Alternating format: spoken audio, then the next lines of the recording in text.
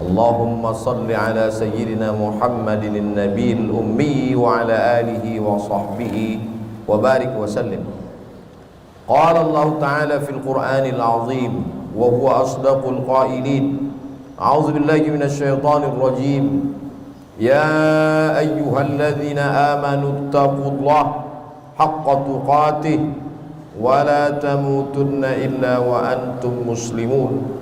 وقال تعالى في آية أخرى: يا أيها الذين آمنوا اتقوا الله وقولوا قولا سديدا يصلح لكم أعمالكم ويغفر لكم ذنوبكم ومن يطع الله ورسوله فقد فاز فوزا عظيما. عباد الله، أوصيكم ونفسي بتقوى الله وطاعته فقد فاز المتقون. Hadirin jamaah Jumat yang dimuliakan Allah Subhanahu wa taala.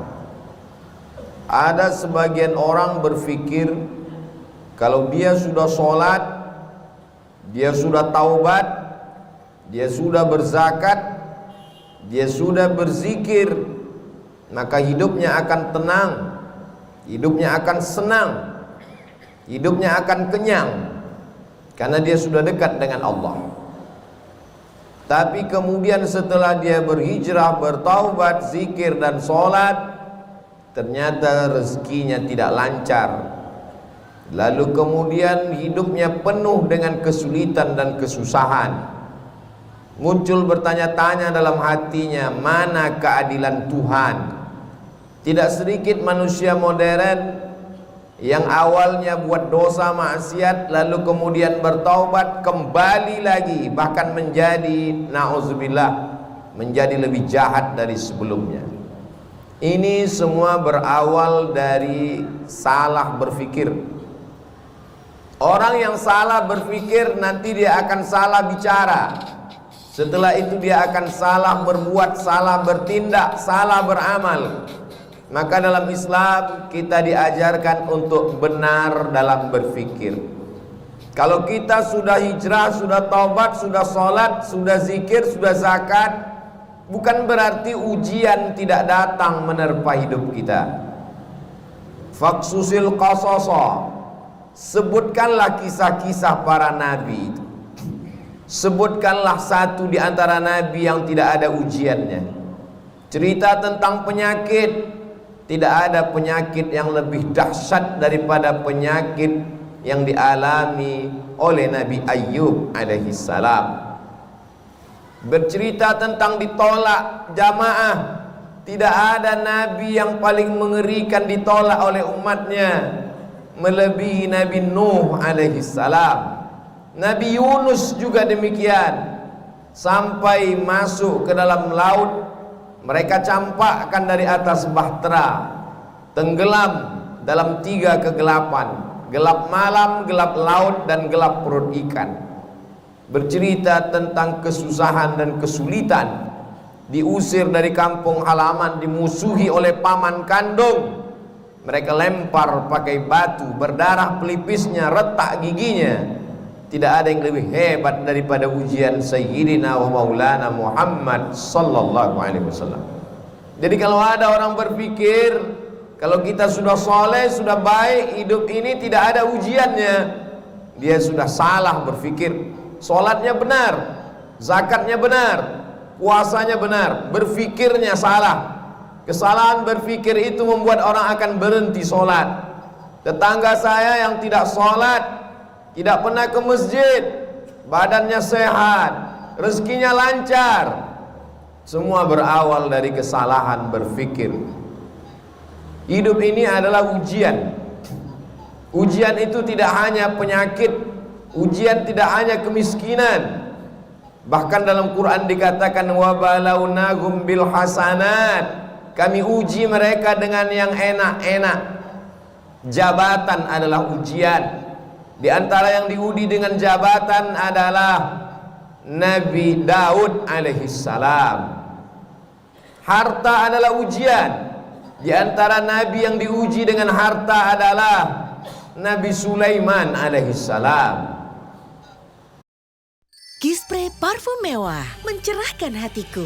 Semprot Kispray sebelum pergi. Wanginya sepanjang hari. Semprot Kispray ke alat sholat. Ibadah lancar, setrika gampang. Kispray parfum mewah mencerahkan hatiku. The new year just a minute away.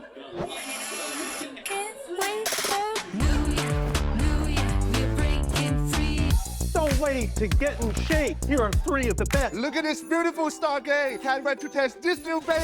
Friend, basketball! One of the most remarkable tennis Come closer.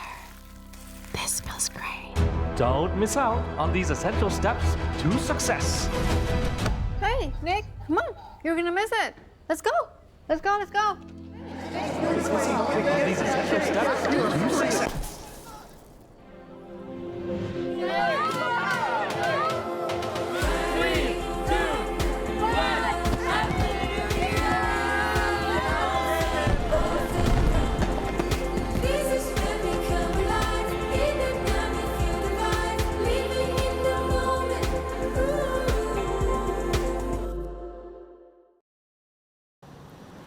Kebagusan paras rupa yang ganteng juga adalah ujian.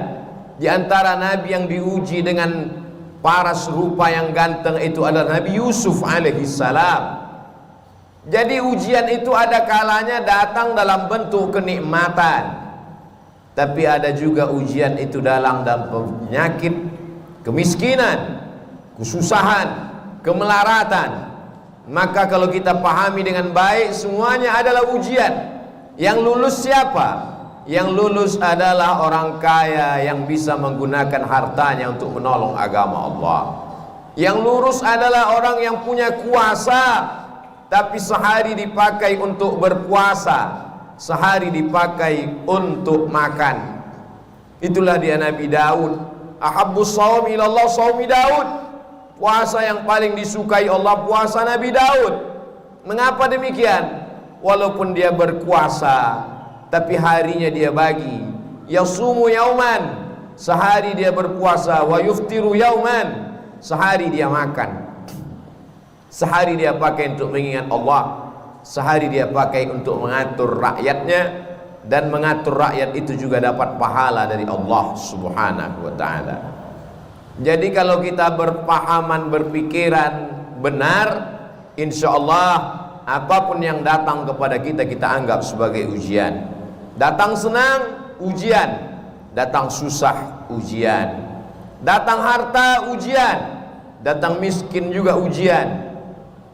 Orang yang berharta lulus ketika harta itu tidak sampai ke dalam hatinya, hanya sampai di tapak tangannya.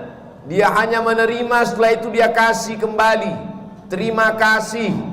Dia bangunkan ke pesantren, dia bangunkan ke masjid, maka dia lulus ujian harta. Orang yang miskin bagaimana lulus ujiannya?